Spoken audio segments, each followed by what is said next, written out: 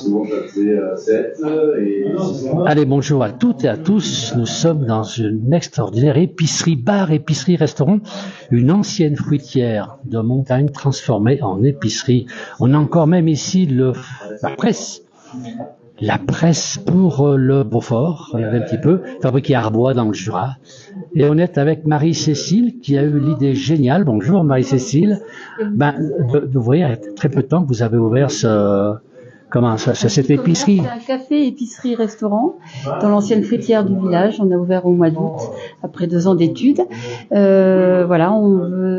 Notre but c'était redynamiser le village, un petit lieu de rassemblement ou un cœur qui bat où on arrive à retrouver les gens du village et puis les touristes de passage où tout le monde peut boire un petit verre, faire ses courses et manger aussi à notre joli restaurant aux saveurs d'antan.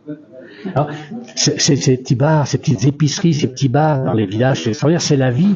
On dit que souvent c'est d'abord près de l'église, c'est ce qui est le cas, et c'est toute la vie. Quand on sort de l'église, on aime bien boire un petit coup de blanc. Voilà. Le petit café du dimanche matin, ou les petites courses, ou un petit café, ou un petit blanc au comptoir également.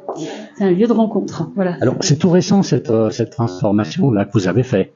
Vous avez créé ce magasin de fond en comble. Alors la fruitière était existante depuis 1932. C'était le lieu de collecte de lait. Donc fruitière voulait dire fruits communs, où tous les alpages d'à côté et toutes les fermes venaient porter leur lait, peser, et ça donnait droit à un quota de Beaufort qui était mis ensuite dans la cave d'affinage dans laquelle on a fait notre petit salon de thé, cave et puis un endroit pour boire un verre.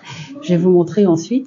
Et en fin de compte, la fruitière a fermé ses portes dans les années 50, et qui était restée dans l'état, dans son jus.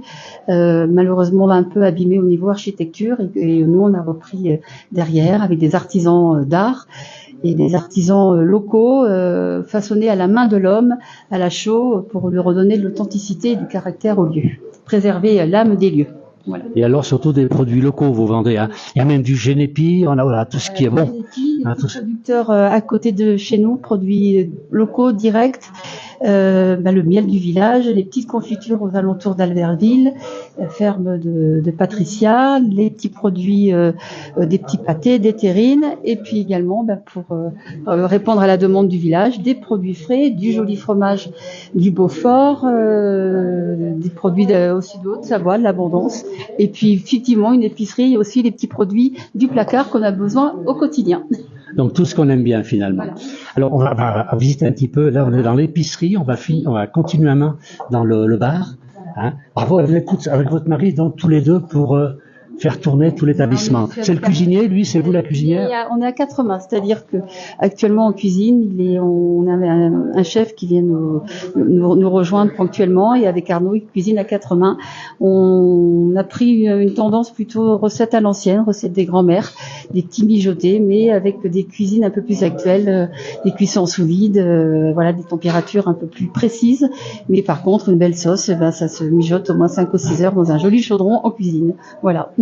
Alors, on a déjà des messages. Déjà Philippe de Paris qui nous dit bravo pour ce lieu de vie extraordinaire. Merci. On a M. Jo qui nous dit très jolie boutique, et on a Marie-Claire qui nous dit une jolie petite boutique sympa. Allez, on est avec Marie-Cécile, on est dans on est à Longefoy, dans la Tarentaise, en Savoie, dans les Alpes du Nord, dans la vallée de Tarentaise, à peu près au milieu de Tarentaise. On est à 1250 mètres d'altitude et on est en dessous de la Plagne. Tout à fait, on est en dessous de la station Plagne-Montalbert, on est à 5 minutes en voiture.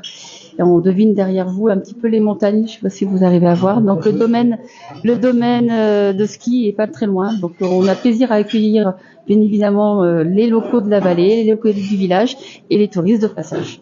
Alors, il y a Philippe qui me demande, on peut voir les produits. Explique-moi, faites voir un petit peu tous ces produits. Là, j'ai tout ce qui est produit du fromage.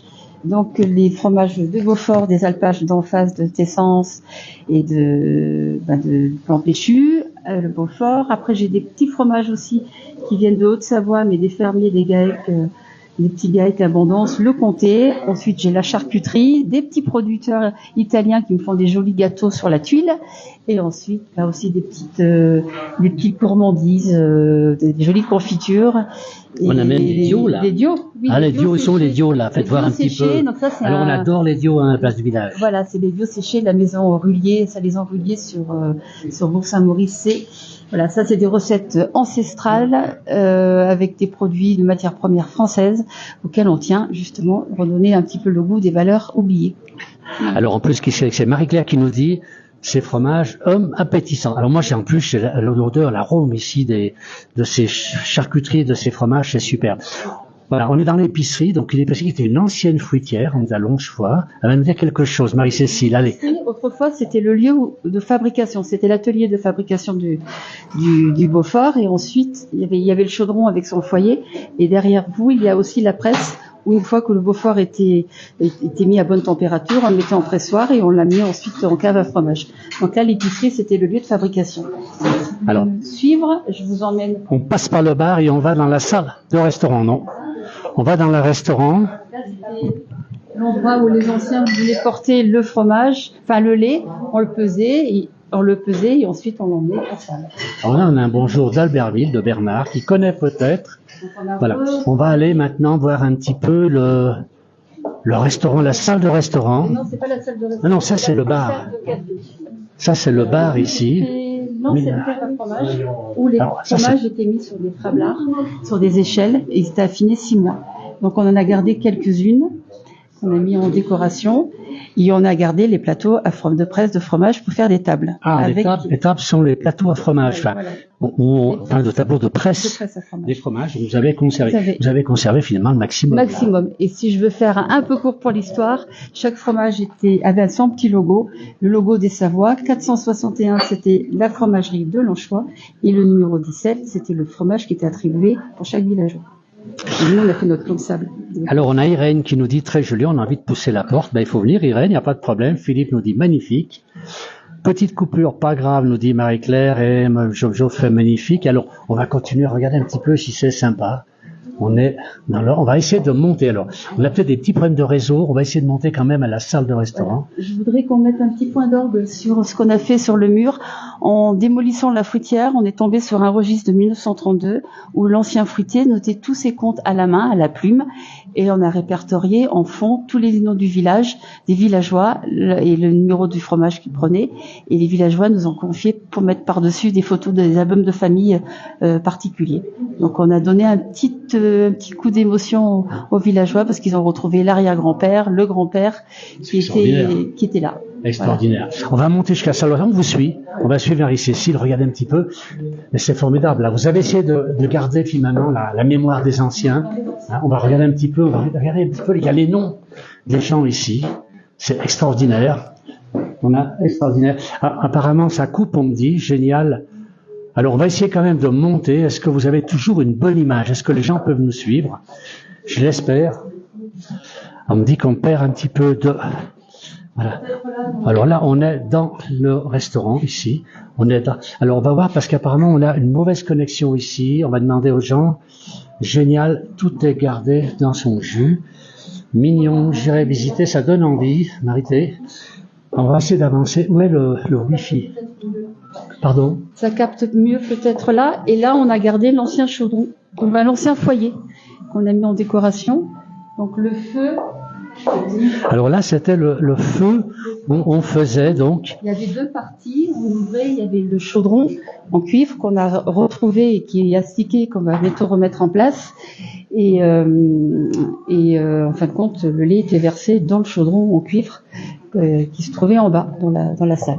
C'est extraordinaire. Voilà. On a essayé de garder l'authenticité et puis on fait une cuisine au restaurant, cuisine de saison et cuisine maison. Donc c'est pour ça qu'on demande plutôt à réserver parce qu'on produit au jour le jour. Ben, évidemment, quand c'est bon, c'est naturel. Alors j'ai d'autres messages. Maintenant, on dit que c'est flou, l'image n'est pas très bonne. Ah. Malheureusement, on est dans un milieu fermé, mais si on a quand même arrêté, c'est un très bel endroit. On découvre tous les jours des lieux dans leur jus. Et Philippe me dit c'est revenu. On va redescendre à l'étage. On va continuer à l'ordinaire. On va retourner dans l'épicerie.